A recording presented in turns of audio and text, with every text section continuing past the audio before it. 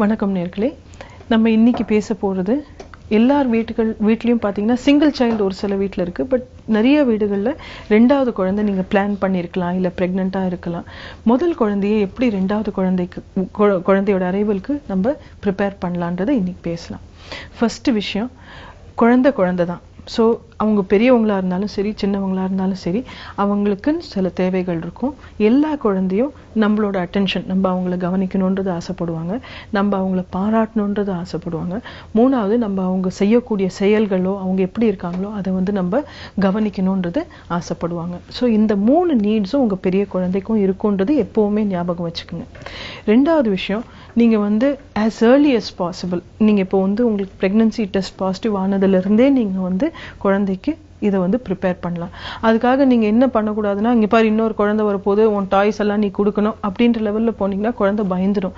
ஏன்னா அது வரைக்கும் உங்க எல்டர் சைல்டு வீட்டுக்கு ராணியாகவோ ராஜாகவோ எல்லாரோட அட்டென்ஷனும் கவனமும் அவங்க மேல இருந்திருக்கும். ஸோ அதனால இப்போ திடீர்னு தன்னோட நேரம், தன்னோட பொருள் எல்லாத்தையுமே இன்னொருத்தரோட ஷேர் பண்ணணும் அப்படின்னும் போது எந்த குழந்தையா இருந்தாலும் கொஞ்சம் பயப்படுவாங்க. ஸோ அதனால அது பொறுமையா நீங்க ஆக்ஷன்ஸ் மூலமா அதை சேஞ்ச் பண்ணணும். ஃபர்ஸ்ட் விஷயம், வீட்டுல பல மாற்றங்கள் நீங்க கொண்டு வரீங்கன்னா குழந்தையும் அதுல இன்வால்வ் பண்ணிக்கிங்க.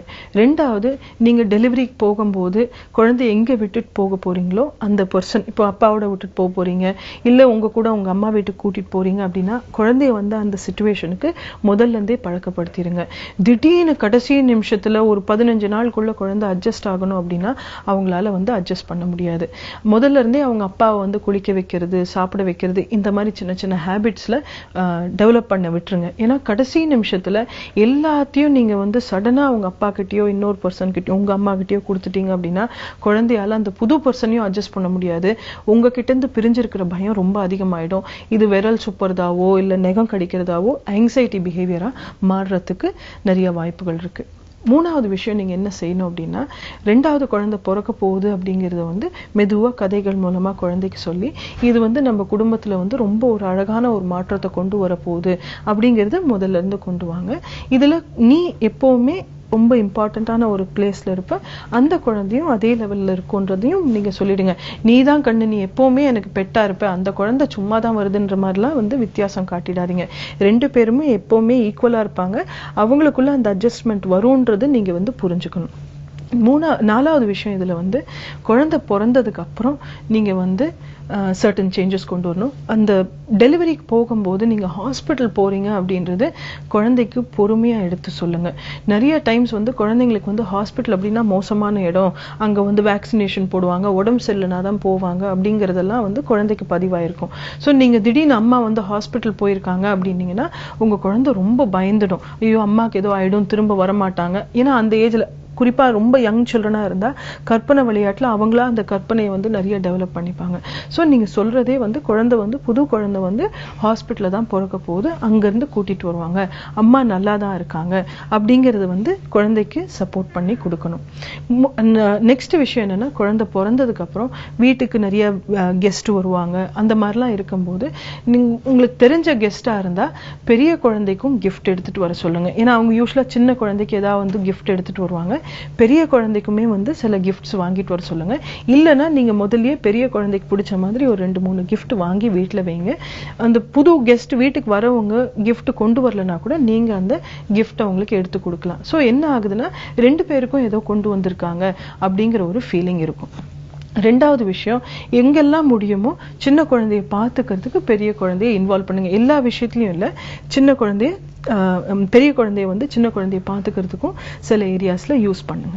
நெக்ஸ்ட் விஷயம் என்ன அப்படின்னா, நீங்க எவ்வளவு பிஸியா இருந்தாலும் உங்க பெரிய குழந்தையோட அட்லீஸ்ட் ஒரு 20 நிமிஷம் ஒரு நாளைக்கு தனிமையா ஸ்பெண்ட் பண்ணுங்க. ஏன்னா அந்த குவாலிட்டி டைம் நீங்க ஸ்பெண்ட் பண்ணீங்கன்னா அம்மா நம்மளோட இருக்காங்க அப்படிங்கிற அந்த ஒரு தைரியம் அவங்களுக்கு வந்துடும். இதே ஹேபிட் ஃபாதரும் ஸ்பெண்ட் பண்ணட்டும். ஸோ குழந்தைக்கு தனிப்பட்ட முறையில இன்னுமே எனக்கு இதெல்லாம் கிடைக்குது அப்படிங்கும்போது அந்த பயம் அதிகமா குறைஞ்சிரும்.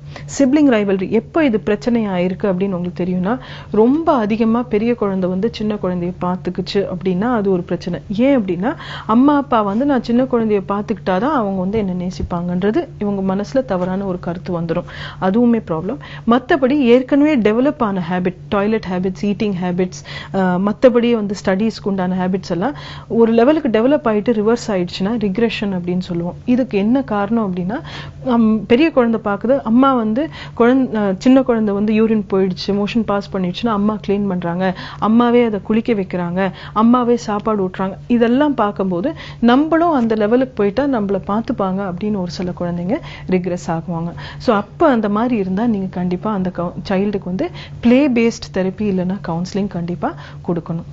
இந்த சிச்சுவேஷன்ஸ் எல்லாம் எவ்வளவு நாள் ஆகும் அப்படின்னா, ஒரு கிட்டத்தட்ட 9 months வரைக்கும் குழந்தைங்க வந்து அட்ஜஸ்ட் ஆகிறதுக்கு டைம் எடுப்பாங்க. So prepare the child. நீங்க பிரெக்னன்சி டைம்லேருந்தே ப்ரிப்பேர் பண்ணீங்கன்னா இது இன்னும் ஈஸியரா இருக்கும். கடைசி ஸ்டெப் இதில் என்ன அப்படின்னா, எப்பவுமே 2 குழந்தைங்களுக்குள்ள போட்டி போறாம இருக்கும். அது நேச்சர்.